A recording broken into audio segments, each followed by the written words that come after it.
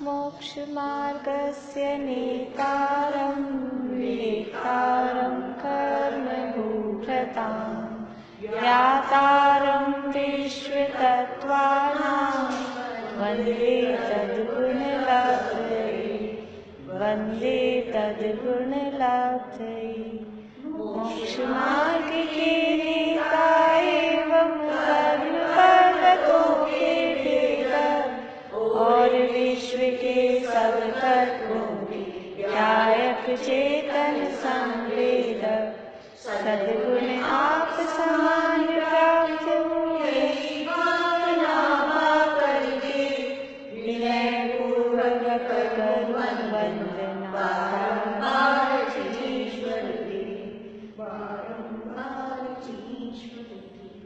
आज कहाँ गए सब लोग बाकी? एक तो मैं ये सोच रही थी कि ये छेड़ाला वाला हो गए सबके भी ये मेरे पास ही है सबके आप लोगों के पास हैं? आपने मुझे पेपर आपके पास ही है तो आज तो नहीं लाए होंगे? मतलब मैंने वैसे देखे थे सबके पास एक ही क्वेश्चन में मुझे बताना है, बाकी तो सबके वो सबने बुक में से ही किए हैं ना, तो आंसर सेम है सबके करीब, तो वो सबके सेम है और सही भी हैं। इस पेपर को तो फिर आप लोग कल ले आइएगा, तो पेपर कल थोड़ा डिस्कस कर लेंगे।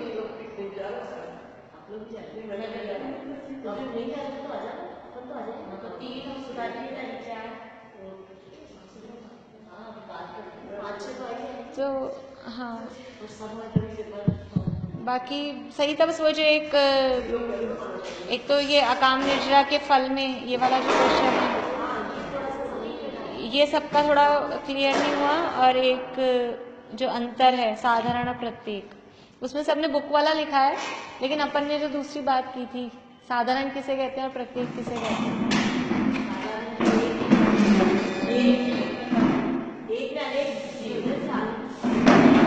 हाँ अपन ने शब्द लिखा था एक शरीर के मालिक, वहाँ एक शरीर के आश्रय से लिखा है, लेकिन वो आश्रय में सह प्रतिष्ठित और अप्रतिष्ठित भी होता है इसलिए। हाँ तो जहाँ एक शरीर का मालिक स्वामी एक ही जीव हो वो प्रत्येक है, और जहाँ एक शरीर का स्वामी अनेक जीव हों अनंत जीव हों वो साधारण, वो अंतर।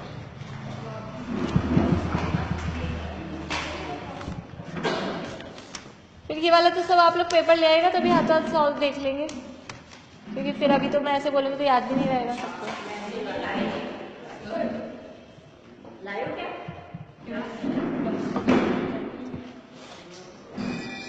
कल ले आना आप लोग सब, तो इसको सब नहीं आएंगे क्या? कितने लोग नहीं आ रहे? आप भी जाएंगे? आप भी? तो कल ये सॉल्व कर लेंगे ना, जो लोग आएंगे बाकी फिर एक दूसरे को बता देंगे, ऐसे कर लेंगे। जो लोग आएंगे हाँ, और थोड़ा हाँ जो भी होगा वो तो जो होगा हो जाएगा। तो ये अपन पेपर सॉल्व कर लेंगे कल, ऐसा कर लेंगे सब जो लोग आएंगे। इधर के तो सब आ रहे हैं ना चारों, आप नहीं आओगे तो ये चार तो आ ही रहे हैं, और आप भी नहीं आएंगे।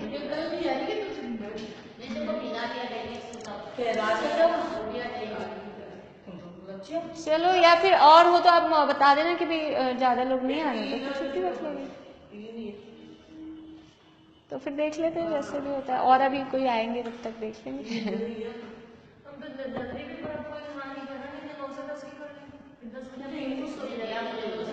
9 से 10 में वो आजकल जिनम 10 पौने 10 तक जाता है ना, तो फिर वही थोड़ा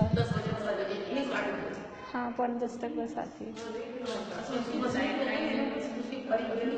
बस शायद बदल गई, पता नहीं मेरे को आजकल। बस बदल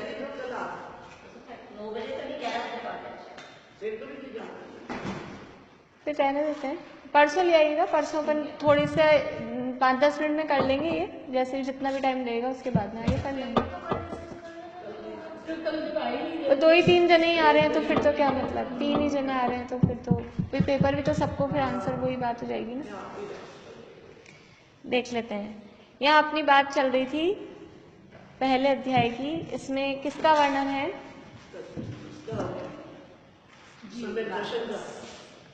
मोक्ष मार्ग का यहाँ तत्वार सूत्र है, तो मोक्ष मार्ग का वर्णन है, या मोक्ष मार्ग के वर्णन से ये अध्याय चालू किया। और मुख्य रूप से जीव तत्व का वर्णन, जीव का वर्णन भी वैसे तो दूसरे अध्याय से चालू करेंगे। यहाँ तो सामान्य स्वरूप, मोक्ष मार्ग का जो स्वरूप है वो यहाँ पे बताया जा रहा है। तो मोक्ष मार्ग किसे कहते हैं, बोलिए सूत्र में, सम्यक दर्शन ज्ञान चारित्राणी मोक्ष मार्ग है। और सम्यक दर्शन क्या है, तत्वार्थ श्रद्धानम सम्यक दर्शनम। तत्वार्थ श्रद्धान का क्या मतलब, श्रद्धान का क्या मतलब है,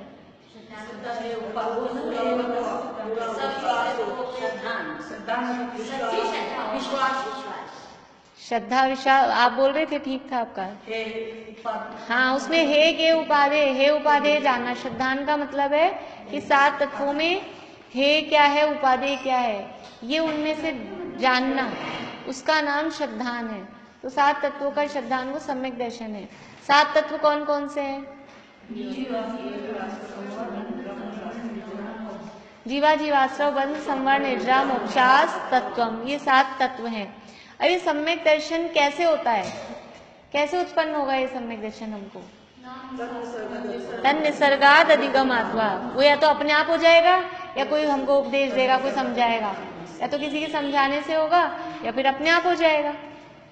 अब इनको जाने कैसे, लेकिन ये होगा तो ठीक है, लेकिन जाने बिना तो कैसे होएगा, उसको निक्षेपों के माध्यम से जानना है। नाम स्थापना द्रव्य भाव तस् तन्यास। नाम निक्षेप किसे कहते हैं,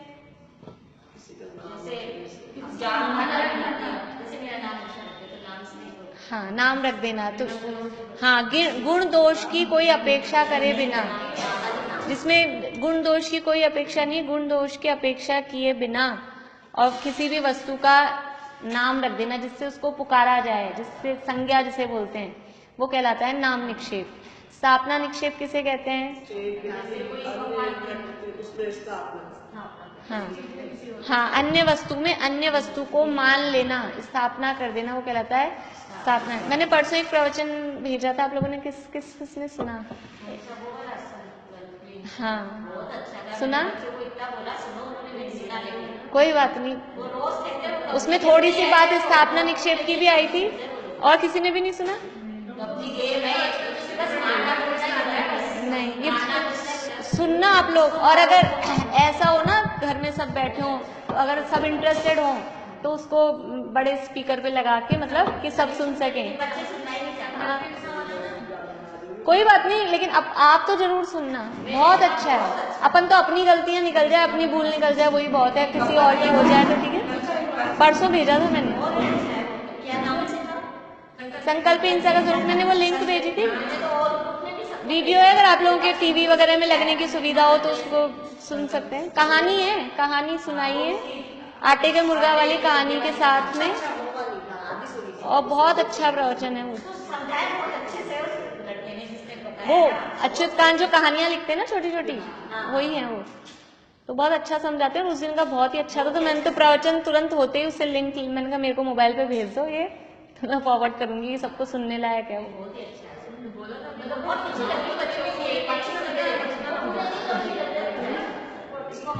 किसी को ऐसा करना है ना, किसी को अलग से बोल के मत सुनाइए, इधर सुनिए, इधर सुनिए।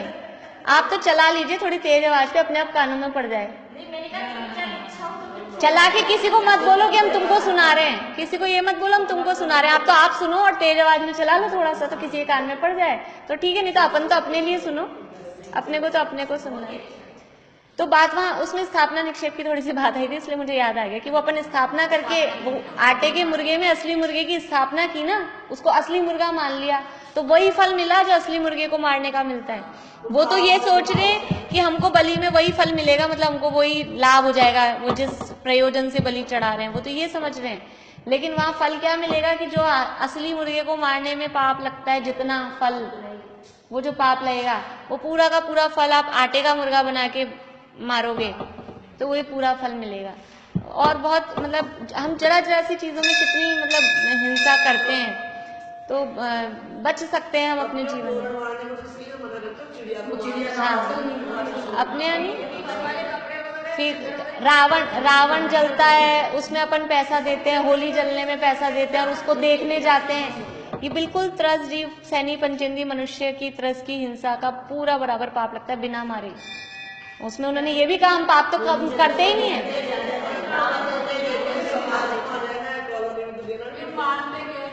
कहाँ मानते हैं, कहाँ मानते हैं?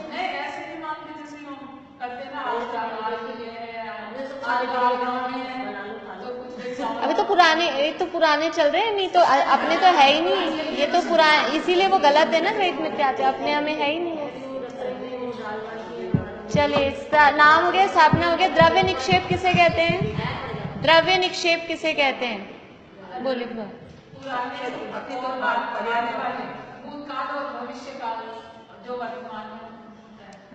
मतलब भूत और भावी अवस्थाओं या भूत और भावी पर्यायों के आधार पर वर्तमान में मानना, वर्तमान में भूत और भावी पर्यायों के आधार पर वस्तु को वर्तमान में वैसा मानना, वो कहलाता है द्रव्य निक्षेप। कोई बाद में बनेगा लेकिन अभी कह रहे हैं, कोई पहले था अभी नहीं है लेकिन फिर भी उसको भी वही कह रहे हैं, वो कहलाएगा द्रव्य निक्षेप। और भाव निक्षेप किसे कहेंगे?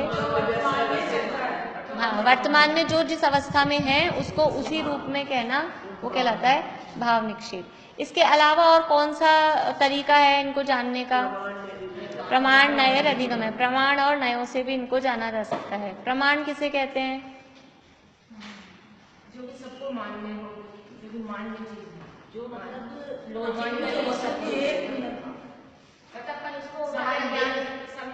सम्यक ज्ञान को प्रमाण कहते हैं, निर्दोष ज्ञान को प्रमाण कहते हैं। ये कुछ परिभाषाएं याद करनी है आपको, ऐसे ये वर्ड याद करने हैं। लिखा दिए ना, ये तो लिखाए हुए सम्यक, ये लिखाया बिल्कुल। सम्यक ज्ञान को, निर्दोष ज्ञान को प्रमाण कहते हैं। और वो जो वस्तु के सर्वदेश को ग्रहण करता है, जो संपूर्ण वस्तु को ग्रहण करता है, उसे प्रमाण कहते हैं। तो सम्यक ज्ञान है वो संपूर्ण वस्तु को ग्रहण करता है। और नय किसे कहते हैं? जो वस्तु के एक अंश को ग्रहण करता है उसे नय कहते हैं। नय प्रमाण मतलब प्रमाण से अलग है या अलग नहीं है? नय जो है, हाँ, वो प्रमाण से जिस वस्तु को जानिए उसी के एक अंश को, ऐसा नहीं है कि प्रमाण तो सम्यक ज्ञान है और नय कोई झूठा ज्ञान है, उसी के एक अंश को ग्रहण करता है। और कौन से उपाय हैं? हाँ, अब आप लोग कल तो छुट्टी मनाने ही कह रहे हो, परसों में कुछ अपने कितने हो गए, 12-13 सूत्र हो गए, तो किस किस को याद हैं? याद करने हैं थोड़े थोड़े अपने को, कम से कम 5-5, जिनको अभी तक एक भी पूरा याद नहीं है तो 5 तो याद, मतलब मैं सोच रही हूँ परसों तक। और जिनको 5 हैं वो कोशिश करें कि वो 7 करके आए, 1-2 दिन में। नहीं होंगे, आप करोगे ना, आप ये पहले माइंड से निकाल दो, ऐसी बात नहीं है, हुए हैं, होते हैं, हो जाएंगे, हो जाएंगे। सुनूंगी परसों, आप पहले थोड़ा सा रिवाइज करके आ जाना। अब अभी अचानक से सुनूंगी फिर आधे अधूरे टूटे फूटे से होंगे इसलिए तो एक बार, क्योंकि वो इतने दिनों बाद क्लास होती है तो एक क्लास तो रिवीजन में निकल जाती है, कल फिर छुट्टी हो जाएगी तो ये चक्कर हो जाता है। जो प्रमाण द्वारा जानी हुई वस्तु के में से एक अंश को ग्रहण करता है उसे नय कहते हैं। अब आप तैयार हो जाना अपने हिसाब से, जैसे आप कहोगे वैसे सुन लूंगी। कंटिन्यू सुनाएंगे, कंटिन्यू सुन लूंगी, कोई बात नहीं। एक बार रट तो लें, एक बार रट लें, बीच बीच में से तो आ गए आप लोगों को, ऐसे तो क्वेश्चन के आंसर के हिसाब से तो आ ही गए। एक कोशिश करेंगे तो हो जाएंगे, ऐसी बात नहीं। दुनिया भर की आलतू फालतू बातें याद करने से अच्छा है जिनवाणी याद हो जाए, तो पुण्य ही बनेगा, और तो कुछ नहीं, तो मान लो पाप तो नहीं बनेगा, कम से कम पाप से तो बचेंगे। तो फालतू इधर उधर की बातें माइंड में भरने से उनको खाली कर दें, इसको भर लें। चलिए, निर्देश जितने अपने हुए हैं ना, हाँ, उतना पाठ अपने को करना। वो 2-4 मिनट लगते हैं लेकिन वास्तव में पाठ करना ही चाहिए। मैं पहले तो कराती ही थी क्लास में, मतलब अब अभी भी क्लास चालू हुई तो ऐसे लगा आज मेरे को थोड़ा जल्दी भी जाना है, इसलिए मैंने कहा फिर टाइम हो जाएगा इसी में। चलिए, और दूसरा उपाय कौन सा है इसके अलावा? निर्देश, स्वामित्व, साधना, अधिकरण, स्थिति और विधान। निर्देश किसे कहते हैं? वस्तु स्वरूप का कथन करना, कहना। निर्देश का मतलब है कह देना, वो कहलाता है निर्देश। स्वामित्व यानी हाँ, उसका मालिक कौन है, भाई कह दिया कि ये सम्यक दर्शन है, ये सम्यक दृष्टि, ये हो गया निर्देश। निर्देश मतलब बता देना, कह देना, बोलते ना निर्देश कीजिए, तो ये कह देना, ये पुस्तक है, ये निर्देश हो गया।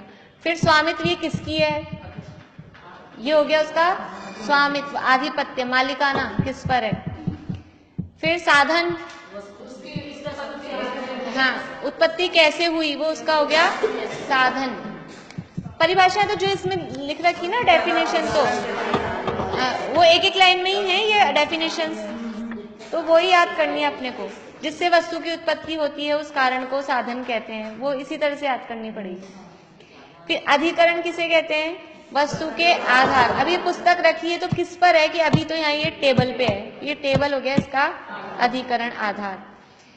स्थिति, जितने काल तक वस्तु रहे, कि कब तक रहेगी, गैप तो अंतर में आएगा, वो अगले वाला सूत्र में आएगा अंतर। ये तो टाइम पीरियड, कितने टाइम की इसकी स्थिति है, जो बोलते हैं ना, मतलब एक्सपायरी कब तक की है, भी 2 साल चलेगी, तो 2 साल की उसकी स्थिति है। दवाइयां लाते हैं तो उसमें होता है ना, कोई तो 5 साल चलती है, और कोई आंखों की दवाई हो, ड्रॉप्स वगैरह होती है, वो 1 महीने की होती है, तो सबकी अलग अलग होती है, तो वो कहलाती है उसकी स्थिति।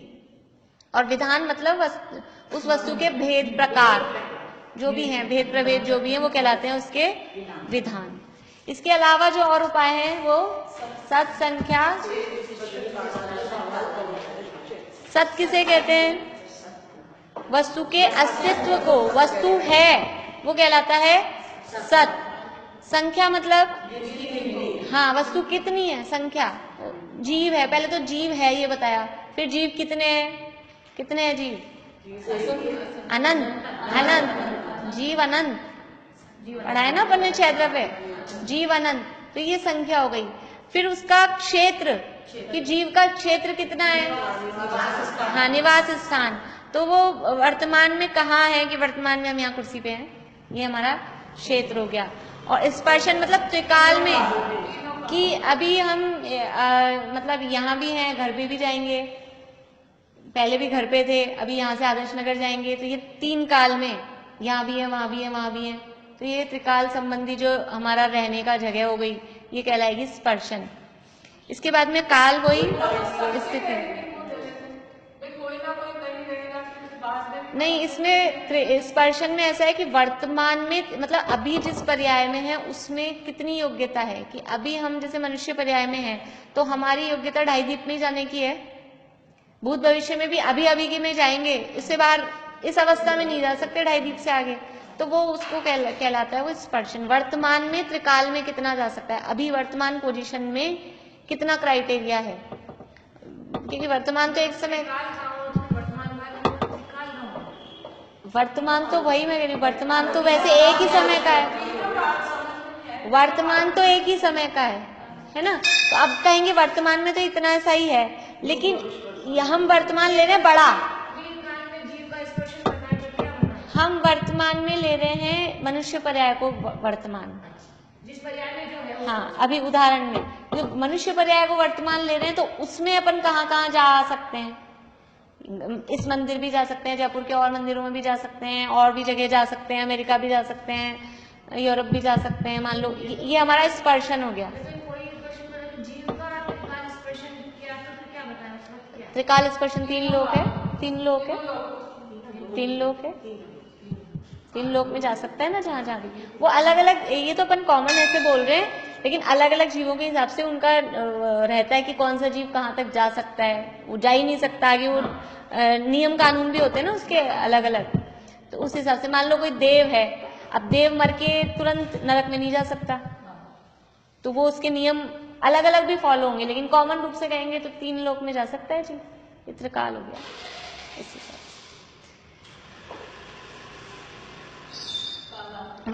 काल किसे कहते हैं, कि वस्तु, वही जो अपन ने स्थिति में देखा था कि वस्तु की कितनी ठहरने की मर्यादा है, कि मान लो हमने कोई भी चीज खरीदी है, ली है, तो कितनी टिक चलेगी, कितनी टिकाऊ है, वो कहलाता है उसका काल।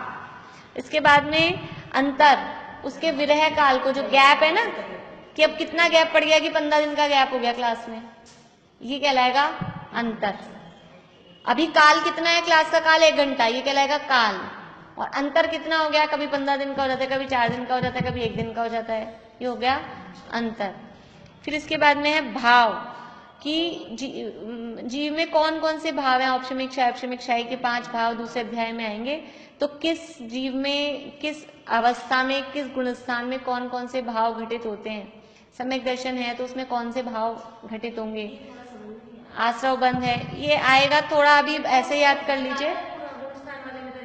हाँ 53 भाव आए हैं, वो जो उसमें एक अलग से लेक्चर है, उसमें हेडिंग लगा हुआ है 53 भाव, लेकिन फिर भी वो आप सुन लेंगे तो भी ये क्या है, जैसे जैसे आप आगे पढ़ते जाएंगे ना पीछे वाली चीज क्लियर हो जाएगी। अभी अपने दूसरे अध्याय में आएंगे 5 भाव, तो तब आपको क्लियर, अभी मैं कितना भी समझाऊंगी वो इतनी क्लियरिटी हो नहीं पाएगी। जैसे जैसे आगे बढ़ेंगे ना तब इसका भाव बाद में आता है। वास्तव में इन सूत्रों का भाव जब आगे बढ़ जाते हैं तब इनका भाव ख्याल में आता है, वो अपना लेवल बढ़ जाता है ना उस हिसाब से, तो ज्ञान बढ़ता जाता है, तो ये अपने आप ही खुद को ही आ जाएगा आपको, फिर कोई समझाएगा अलग से ऐसा नहीं होगा, वो खुद को आपको भाव समझ में आ जाएगा। तो यहाँ भाव का मतलब है कि किस अवस्था में कौन सा भाव है, कि अभी हम हैं तो हमारे अंदर 5 भावों में से कौन कौन से भाव घटित होंगे। सम्यक दर्शन है तो उसमें कौन सा भाव होगा। सम्यक दर्शन में औपशमिक भाव भी हो सकता है, क्षायपशमिक भी हो सकता है, क्षायिक भी हो सकता है। और आश्रव है, अपन तत्वों में भी लगाएं तो आश्रव है वो कौन सा भाव है, आश्रव है वो औदैहिक भाव है। इस तरह से वो जब अपन को भावों का स्वरूप ख्याल में आएगा, फिर भी आप लोगों के पास अगर समय और ज्यादा जिज्ञासा हो तो जो प्रवीण जी वाला जो चैनल है ना उसमें एक अलग से है, मेरे को नंबर याद नहीं है, प्रवचन नंबर 35 ऐसा कुछ, पता नहीं नंबर क्या है, उसमें हेडिंग डला हुआ है 5 भावों का स्वरूप। 5 भावों का स्वरूप ऐसे हेडिंग है। हाँ 53 भाव नहीं, 53 भाव तो प्रवचन का नंबर, हाँ 53 भाव ऐसे लिखा हुआ है, 53 भावों का स्वरूप। हाँ वो भी आया, तो वो आप सुन सकते हैं, मतलब अच्छी है वो क्लास। आप लोग ऐसे भले ही समझ में कम आए, लेकिन अगर समय होता हो तो एक रोज का एक वो सुन सकते हैं। हाँ तो उससे अच्छा, मतलब वो बूंदे पड़ेगी आपके मटके पर तो वो गीलापन आएगा, अच्छा है वो, मतलब करना नियोग के हिसाब से बहुत बढ़िया है। इसके बाद में अल्प बहुत्व, कि अन्य वस्तु की अपेक्षा अन्य वस्तु की हीनाधिकता को अल्प बहुत्व कहते हैं। कौन सी ज्यादा है कौन सी कम है, कि औपशमिक सम्यक दृष्टि ज्यादा है कि क्षायपशमिक सम्यक दृष्टि ज्यादा है, कि आश्रव भाव वाले जीव ज्यादा है कि संवर्ण निद्रा वाले ज्यादा हैं, जीव ज्यादा है कि अजीव ज्यादा है। ऐसे कम ज्यादा देखना कौन ज्यादा है, कि हम देख रहे हैं कि पिकनिक जाने वाले ज्यादा हैं कि क्लास में आने वाले ज्यादा हैं, ये अल्प बहुत्व। ये कम ज्यादा किसी भी चीज में देखना वो कहलाता है अल्प बहुत। तो इन सम्यक दर्शन आदि में और 7 तत्वों में भी इस तरह से इनको ये जानने के उपाय, जैसे जैसे हम जितना डीप जानेंगे उतनी उसकी हमको क्लियरिटी होती जाएगी, उनके बारे में और अधिक हम जितना गहराई में जानेंगे वो स्वरूप उतना ही स्पष्ट होता जाता है। इसलिए गहराई में जानने के उपाय बताएं। फिर भी मुख्य उपाय उसमें से प्रमाण और नए हैं। तो सबसे पहले प्रमाण के भेद प्रभेद बताए। क्या है प्रमाण के भेद? हाँ, मति श्रुतावधि मन परे केवलानी ज्ञानम तत्प्रमाणे। ये जो 5 ज्ञान हैं, क्या नाम है बोलिए रंजू भाभी, 5 ज्ञानों के नाम?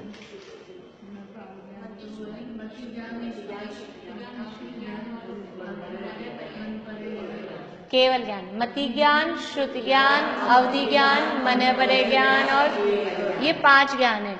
लेकिन अगर हम प्रमाण को 5 के अलावा किसी और रूप में बांटें, हमने बांटा था, यहाँ भी लिखा है शायद, नहीं यहाँ तो दूसरा लिखा है, दो भागों में बांटा था। प्रमाण कितने प्रकार का है? 2 प्रकार का, एक परोक्ष प्रमाण और एक प्रत्यक्ष प्रमाण। परोक्ष प्रमाण किसे कहते हैं?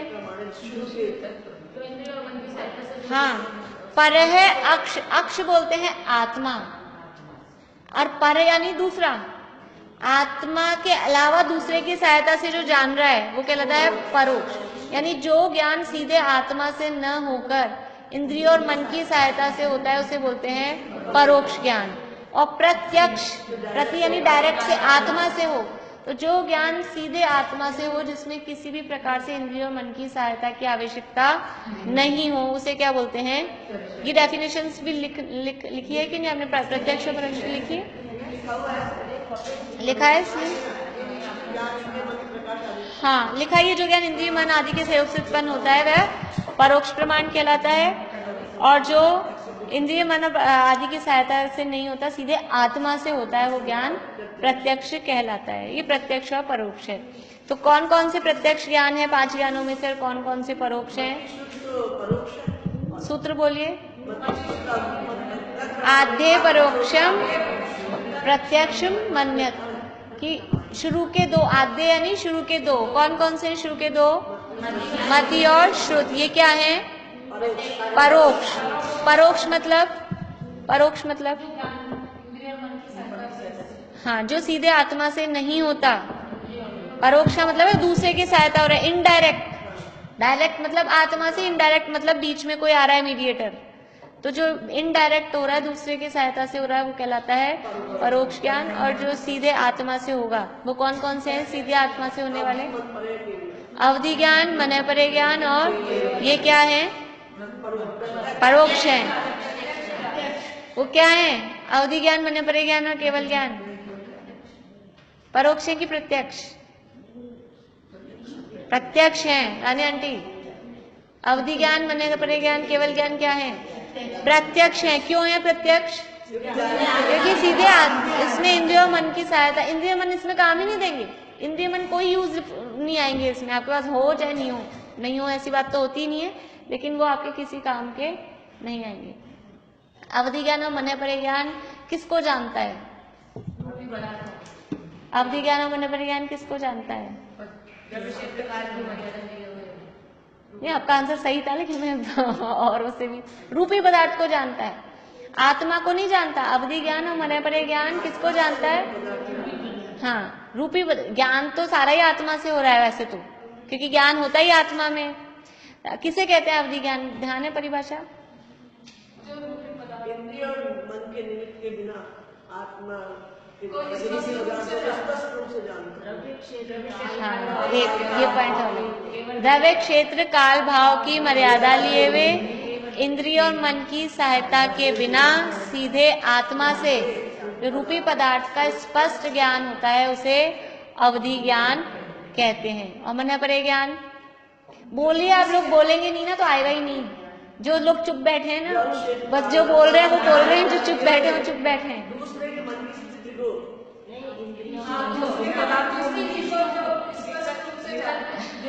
हाँ, बोलिए शांत।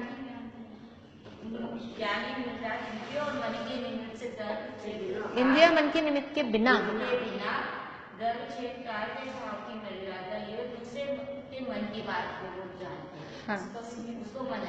हाँ, सीधे आत्मा से दूसरे के मन में स्थित बात, दूसरे के मन की स्थित बात, वो भी रूपी है, वो भी रूपी है। तो अवधि ज्ञान और मन परे ज्ञान आत्मा को जानने में सहायता करते हैं कि नहीं करते? मन परे ज्ञान आत्मा को जान सकते हैं या नहीं जान सकते?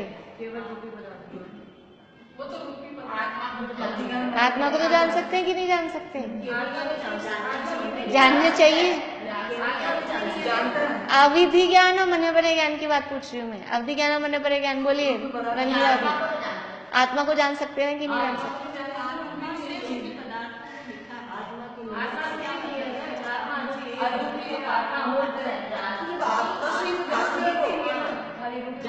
देखो, आंख से जान रहे हैं, आंख अपने आप को जान पाती है कि नहीं? आंख से जान रहे हो ना, फिर आपको अपनी आंख दिख रही है?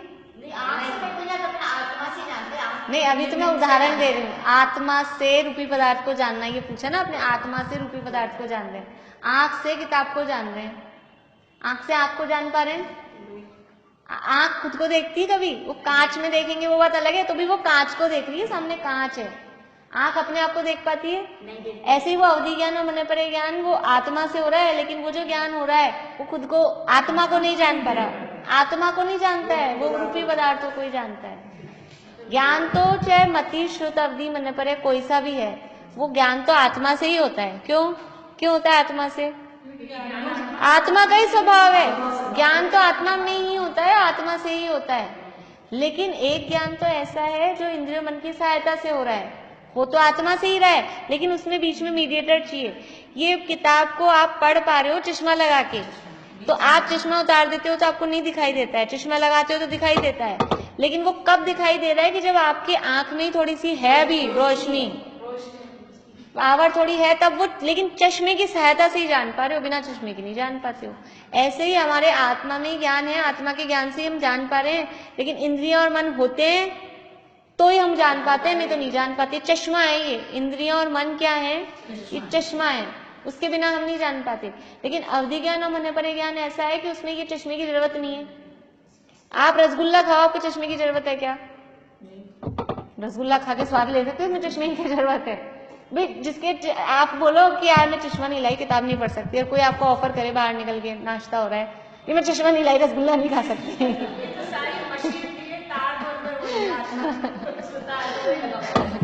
ऐसा ऐसे ही अवधि ज्ञान और मन परे ज्ञान में ये चश्मे की मति, इंद्रिय और मन की चश्मे की जरूरत नहीं, वो डायरेक्ट होता है आत्मा से। लेकिन फिर भी वो खुद को, आत्मा को नहीं जान सकता, क्योंकि उसका विषय, उसका पहुंच कहाँ तक है, उसकी पहुंच केवल पुद्गल को तक ही है, रूपी पदार्थ को ही जानने की। उसकी पहुंच ही नहीं है कि वो अरूपी अमूर्तिक आत्मा को जान सके। आत्मा है अरूपी अमूर्तिक, उसको वो अवधि ज्ञान और मन परे ज्ञान नहीं जान सकता।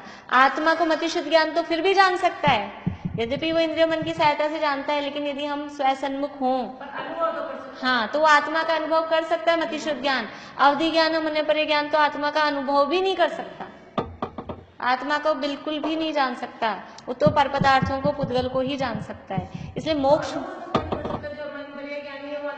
वो आत्मा का अनुभव वो मतिशुद्ध ज्ञान से कर रहे हैं। वो मन परे ज्ञान तो दूसरे के मन की बात को जानने में काम दे रहा है, उससे आत्मा के अनुभव कुछ नहीं हो रहा। होता उन्हीं को है, ज्ञानी मुनिराज को ही।